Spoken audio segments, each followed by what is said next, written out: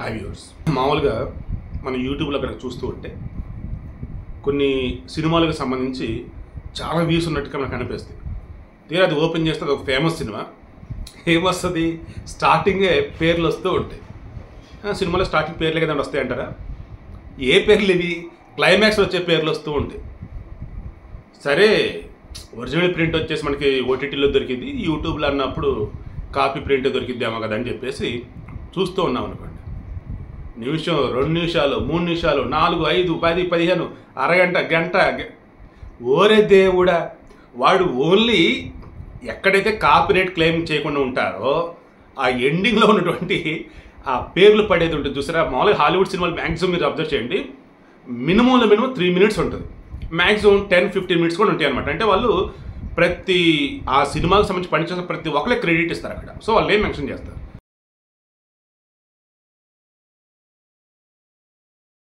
అలా వేసుకుంటూ పోతారు.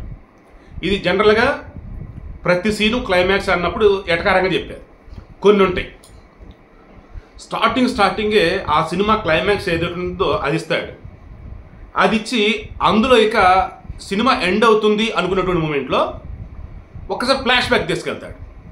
అప్పుడు మొత్తం రన్ చేస్తుంటాడు. మధ్య మధ్యలో మరలా ఈ స్టార్టింగ్ చూసిన క్లైమాక్స్ని దాన్ని వాడుతూ ఉంటాడు. అప్పుడు బాబా ఏ ఉందరా సినిమా, ప్రతి సీను క్లైమాక్స్ తెలుసా అన్న ఫీలింగ్ వచ్చింది.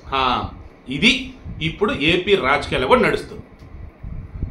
ఇదిగో ఈ సర్వే వచ్చింది అనగానే ఇంకేముంది, ఆ పార్టీ గెలిచేసాను, సూపర్. ఏ సర్వేలు కాదురా బాబు, అసలు అక్కడ ఆ నియోజకవర్గం ఏం చదువుతుంది చూడు, ఒక్క నియోజకవర్గం చాలరా, రాష్ట్రం మొత్తాన్ని కూడా డిసైడ్ చేసేసింది గెలిపి ఎవరిది అన్నట్టుగా ఉంటుంది. అది క్లైమాక్స్ అన్నట్టు. ఇలా ఈరోజు ఏపీలో టీడీపీ, జనసేన, బీజేపీకి సంబంధించి ఇదిగో ఇన్ని సీట్లు పొత్తు కన్ఫామ్ అయింది ప్రకటించడం వల్ల క్లైమాక్స్ ఎండ్ కార్డ్ ఎలాగా, ఇదిగో ఏ స్థానంలో ఏంటి ప్రకటిస్తే సరిపోయింది. బట్ ఈ క్లైమాక్స్లో నడుస్తుంది.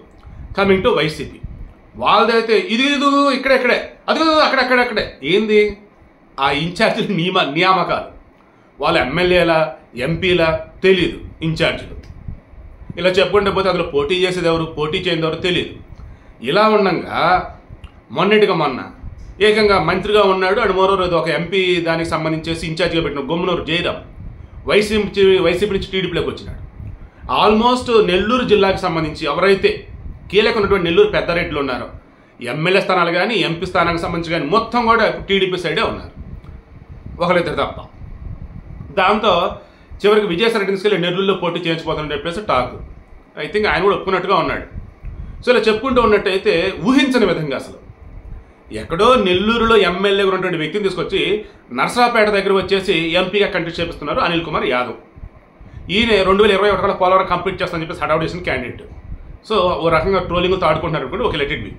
తర్వాత ఎక్కడో చంద్రగిరి నియోజకవర్గానికి సంబంధించి ఎమ్మెల్యేగా ఉన్నటువంటి చెవిరెడ్డి భాస్కర్ రెడ్డి, ఆయన తీసుకొచ్చేసి ఇక్కడ ఒంగోలు ఎంపీగా పోటీ చేపిస్తూ ఉన్నారు. ఇలా చూసుకుంటూ ఉన్నట్టయితే అసలు వీళ్ళు ఎక్కడ ప్రాంతం వాళ్ళు, ఎక్కడ పోటీ చేస్తున్నారు ఏంటి అంటే ఎక్కడో 1-2 స్థానాలకు సంబంధించి ప్రతి పార్టీలో అటు ఇటు మూవ్ అవుతూనే ఉంటారు. కానీ అసలు వైసీపీలో అయితే క్షణక్షణం ఉత్కంఠ, ప్రతి క్షణం కూడా ఆ నియోజకవర్గానికి సంబంధించి క్లైమాక్స్ అన్నట్టుగానే ఉంది, ఆయా ఎంపీ స్థానానికి సంబంధించి క్లైమాక్స్ అన్నట్టుగానే ఉంది. ఇలా చూసుకుంటూ పోయినప్పుడు టీడీపీ ఎప్పుడైతే అభ్యర్థులను ప్రకటించారో ఒక్కసారిగా వైసీపీ గతంలో ప్రకటించినటువంటి అభ్యర్థులు ఉన్నారు చూశారు, ఇన్ఛార్జీలు, సమన్వయకర్తలు అన్నట్టు, వాళ్ళని అటు ఇటు షఫిల్ చేశారు. స్టిల్ ఇప్పటికి కూడా మరలా ఆ సర్వే ప్రకారం ఈ సర్వే ప్రకారం అని చెప్పేసి వాళ్ళని వీళ్ళని మరలా అటు ఇటు మార్పులు చేర్పులు చేస్తూనే ఉన్నారు. ఎప్పుడైతే ఈ టీడీపీ, జనసేన కాదు బీజేపీ కూడా వాళ్ళతో కలుస్తుందన్నారో ఇక వైసీపీ ఆల్మోస్ట్ మరలా మొదటి నుంచి రావాల్సి వస్తూ ఉంది. ఇప్పటికి అసలు ఎన్ని లిస్టులు ఇచ్చారండి బాబు, 13 లిస్టులు ఇచ్చున్నారు వైసీపీకి సంబంధించి, ఇదిగో సమన్వయకర్తలు, ఇదిగో అభ్యర్థులు అన్నట్టు. ఇంత దారుణంగా నాకు తెలిసి అయితే ఏ రాజకీయ పార్టీ కూడా ఉండదు. ఆంధ్రప్రదేశ్ ఎంత అండి, 175 అసెంబ్లీ నియోజకవర్గాలు, 25 లోక్సభ నియోజకవర్గాలు, దీనికి ఇన్నిసార్లు మార్పులు చేర్పులు.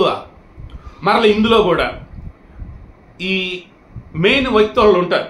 ఫర్ ఎగ్జాంపుల్ బొత్స సత్యనారాయణ అనుకుందాం, ఆయన ఇంటిలో కావచ్చు, వాళ్ళ ఫ్యామిలీలో కావచ్చు, వాళ్ళ బంధువుల్లో కావచ్చు ఉన్నటువంటి వాళ్ళకే 3-4 మన మధ్య సీట్లు అలాట్ చేస్తున్నారు. అందులో మరలా బొత్స ఝాన్సీ గారికి ఎంపీ సీట్ అలాట్ చేస్తారని, బట్ ఆమె బ్యాక్ మరలా ఆమె పోటీ చేయట్లేదు అన్నట్టు మళ్ళీ అదొక టాక్ వస్తుంది. ఇలా చెప్పుకుంటూ పోయినట్టయితే క్షణక్షణం ఉత్కంఠ, అణువణువునా కూడా క్లైమాక్స్ అన్న ఫీలింగ్, అంతిమంగా ఏపీ రాజకీయాలు అసలు ఏ రకంగా ఉన్నాయంటే, ఆ సీరియల్స్ పక్కన పెట్టండి, వెబ్ సిరీస్ పక్కన పెట్టండి, ఏపీ రాజకీయం చూడండి రా బాబో, ఎవరు ఎక్కడ పోటీ చేస్తారంటే అర్థం కావట్లా. అరే చివరికి టీడీపీ జనసేన ఆల్రెడీ టీడీపీకి సంబంధించి జనసేన వాళ్ళకి చెప్పింది ఏంటి, 24 ఎమ్మెల్యే స్థానాలు అయ్యా, 3 ఎంపీలు అయ్యా అని. దీనిలో మరలా ఇప్పుడు బీజేపీ కోసం జనసేన వాళ్ళు కొన్ని త్యాగం చేయబోతున్నారు. ఆ త్యాగం చేసే వాటిలో ఎంపీ స్థలం ఉండబోతుందని చెప్పేసి ఒక టాకు. మొత్తానికి నేను మనం మాట్లాడుకున్నట్టుగానే అరకు,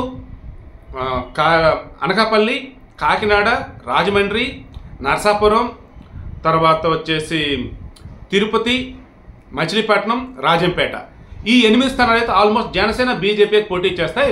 ఇందులో జనసేన వాళ్ళు ఎవరు, బీజేపీ వాళ్ళు ఎవరైనా క్లారిటీ రావాల్సి ఉంది అంటున్నారు.